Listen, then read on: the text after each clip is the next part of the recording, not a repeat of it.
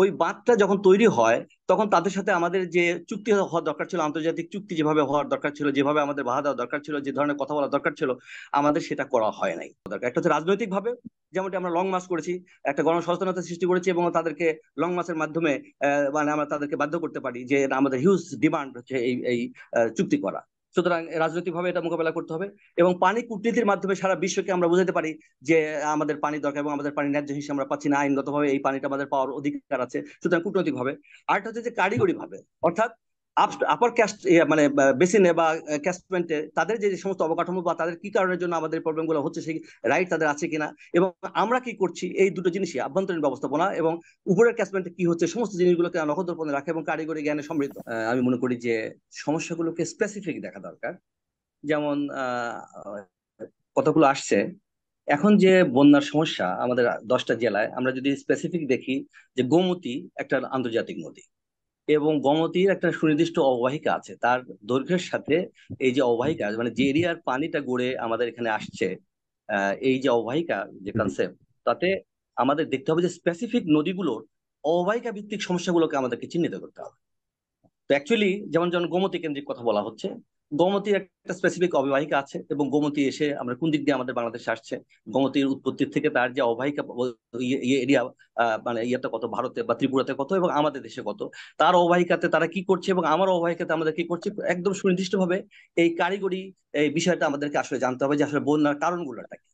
ঠিক আছে?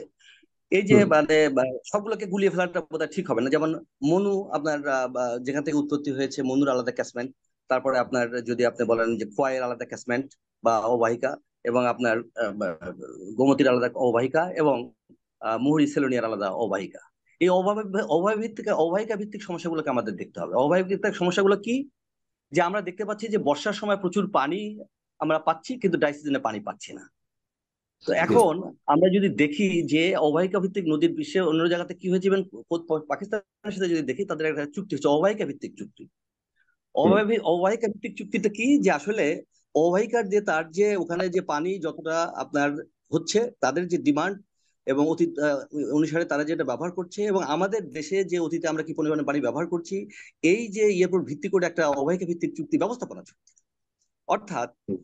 তার প্রতিটি কি পরিমাণ পানি তাদের অতীতে তারা ব্যবহার করেছে, কি পরিমাণ পানি আমাদের ছিল, এবং তার একটা যে আপনার রেকর্ড, এবং রেকর্ডের উপর ভিত্তি করে একটা এনভায়রনমেন্টাল ফ্লো নদী দিয়ে চলে যাবে, এবং অতিরিক্ত যে পানিটা ব্যবহারযোগ্য সেই পানিটা অববাহিকার আপস্ট্রিম এবং ডাউনস্ট্রিম কি পরিমাণ ব্যবহার করবে, এটা এই অববাহিকা ভিত্তিক চুক্তির মাধ্যমে সম্পন্ন হবে। এবং আন্তর্জাতিক চুক্তির ক্ষেত্রে এই ধরনের কনভেনশন ইন্টারন্যাশনালি আছে, কিন্তু আমরা এই কনভেনশন গুলোতে সাইন করিনি যে কোনো কারণেই হোক। অর্থাৎ আমার মনে হয় এখানে একটা রাজনৈতিক ইয়ে আছে, সেটা আমাদের এখন আমাদের সেই সময়টা আমরা অতিক্রম করে ফেলেছি। আমাদেরকে অবশ্যই স্বাক্ষর করা দরকার এবং ভারতকেও সেখানে স্বাক্ষর করতে আমাদের বাধ্য করা উচিত।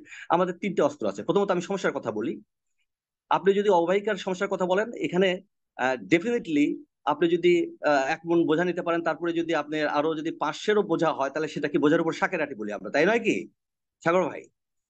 আমার কথা কি আমি বুঝতে পারছি কিনা? তো এখন যেখানে আমার ড্যামটা আছে 130 কিলোমিটার দূরে এবং ড্যামটার আকৃতি যেটাই হোক, আপনি ড্রাই সিজনে সে পানিটাকে সে আটকায় রেখেছে।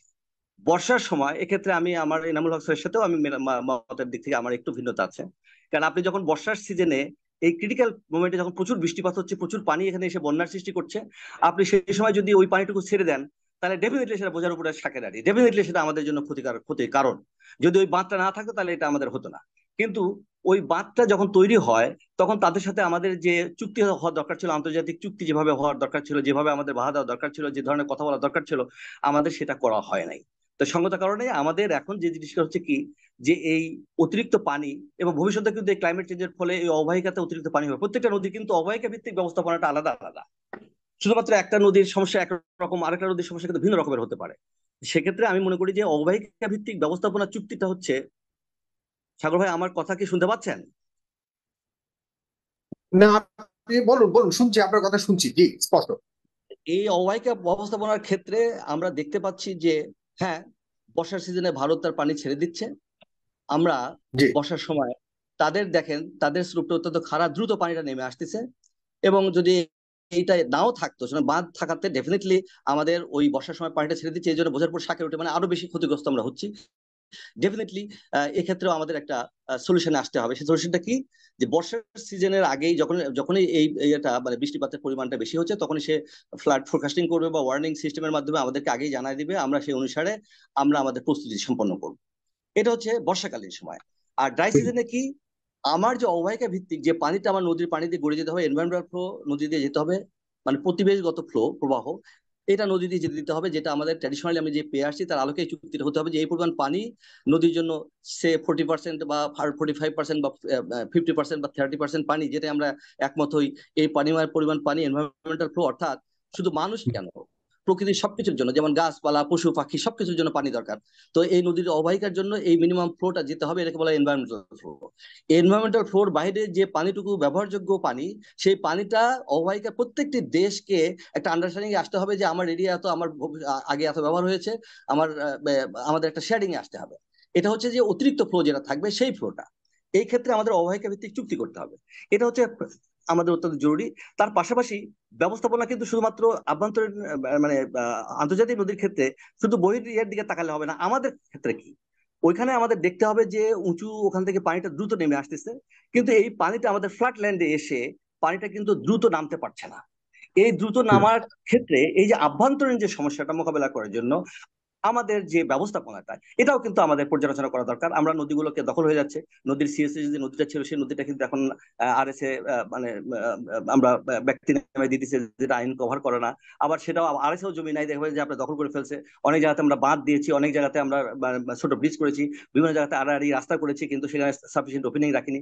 অর্থাৎ আভ্যন্তরীণ ব্যবস্থাপনার ক্ষেত্রেও আমাদেরকে এটাকে আবার আহ, পুনরায় আবার আমাদেরকে এই বিষয়গুলো সিরিয়াসলি দেখতে হবে। কারণ আমরা অনেক অবকাঠামো করেছি, যে অবকাঠামো গুলো আড়াআড়ি ভাবে করেছি। যেমন আপনি এই যে ঢাকা ইয়ার হাইওয়ে দেখেন না কেন, এই হাইওয়েটা কিন্তু আড়াআড়ি ভাবে যে ফ্লো যে দিক দিয়ে আসে, অর্থাৎ কি বন্যার পানি দ্রুত আসবে, এটা অবধারিত হবে, এবং আগামী দিনে আরো পানি কিন্তু আসবে। সে আমরা ওই আপনার যদি ইনফরমেশন দেয়ও, তারপরেও কিন্তু পানি আসবে। ক্লাইমেট চেঞ্জের ফলে ইন্টেন্সিটি অল্প সময়ের মধ্যে বেশি বৃষ্টিপাত হবে এবং পানিটা গড়ে যাবে, কিন্তু এই পানিটা দ্রুত নেমে যাওয়ার ব্যবস্থা আমাদের করতে হবে। তাদেরকে বর্ষার সময় আমরা কি করবো, তাদের ইনফরমেশন নিয়ে আমরা যাতে দ্রুত আমাদের ড্যামেজটা কম হয় সেদিকে আমরা রাখবো, এবং পানিটা যাতে দ্রুত নেমে যায় সে ধরনের আমাদের আভ্যন্তরীণ ব্যবস্থাপনা করতে হবে। এই আভ্যন্তরীণ ব্যবস্থাপনার ক্ষেত্রে আমাদের প্রচুর দুর্বলতা আছে। আমাদের আন্তর্জাতিক নদীর ক্ষেত্রে আন্তর্জাতিক ভাবেও আমাদের তিনটা বিষয় নিয়ে আগানো দরকার বলে আমি মনে করি। আমি দুটো জিনিস বলি। একটা হচ্ছে আন্তর্জাতিক ব্যাপারে প্রথমত আমাদের এই অববাহিকা ভিত্তিক চুক্তি করা উচিত, এবং সেক্ষেত্রে করতে গেলে আমাদেরকে তিনটা জিনিসের দেখা দেওয়া দরকার। একটা হচ্ছে রাজনৈতিক ভাবে, যেমনটি আমরা লং মার্চ করেছি, একটা গণসচেতনতা সৃষ্টি করেছি, এবং তাদেরকে লং মার্চের মাধ্যমে মানে আমরা তাদেরকে বাধ্য করতে পারি যে আমাদের হিউজ ডিমান্ড হচ্ছে এই এই চুক্তি করা। সুতরাং রাজনৈতিক ভাবে এটা মোকাবেলা করতে হবে, এবং পানি কূটনীতির মাধ্যমে সারা বিশ্বকে আমরা বোঝাতে পারি যে আমাদের পানি দরকার এবং আমাদের পানি ন্যায্য হিসেবে আমরা পাচ্ছি না, আইনগতভাবে এই পানিটা আমাদের পাওয়ার অধিকার আছে। সুতরাং কূটনৈতিক ভাবে। আরেকটা হচ্ছে যে কারিগরি ভাবে, অর্থাৎ আপার ক্যাস্ট মানে বেসিনে বা ক্যাস্টমেন্টে তাদের যে সমস্ত অবকাঠামো বা তাদের কি কারণের জন্য আমাদের প্রবলেম গুলো হচ্ছে, সেই রাইট তাদের আছে কিনা, এবং আমরা কি করছি, এই দুটো জিনিসই আভ্যন্তরীণ ব্যবস্থাপনা, এবং উপরের ক্যাস্টমেন্টে কি হচ্ছে সমস্ত জিনিসগুলোকে নখদর্পণে রাখা এবং কারিগরি জ্ঞানে সমৃদ্ধ হওয়া। আমরা যদি এই তিনটা জায়গায় কারিগরি জ্ঞানে যদি আমরা যদি তাদেরকে হারাইতে পারি, অর্থাৎ আমরা যদি যথাযথ কথা বলতে পারি, এবং কূটনৈতিক ভাবে যদি আমরা আন্তর্জাতিক ভাবে তাদেরকে মানে ইয়ে করতে পারি, চাপ সৃষ্টি করতে পারি, এবং রাজনৈতিক ভাবে যদি আমরা মানে ইয়ে করতে পারি, তবেই শুধুমাত্র ভারতের সঙ্গে এই অববাহিকা ভিত্তিক চুক্তি করা সম্ভব। এই হচ্ছে আমার খুবই প্রাথমিক গুরুত্বপূর্ণ, মতামত, যে খুবই আমাদের গুরুত্বপূর্ণ কথা বলেছেন। আন্তর্জাতিক এবং আভ্যন্তরীণ ভাবেই মোকাবেলা যে করতে খুবই হবে। গুরুত্বপূর্ণ কথা বলেছেন। আভ্যন্তরীণ ব্যবস্থাপনা আমাদের অত্যন্ত দুর্বল, আমরা নদীগুলোকে হারিয়ে ফেলছি।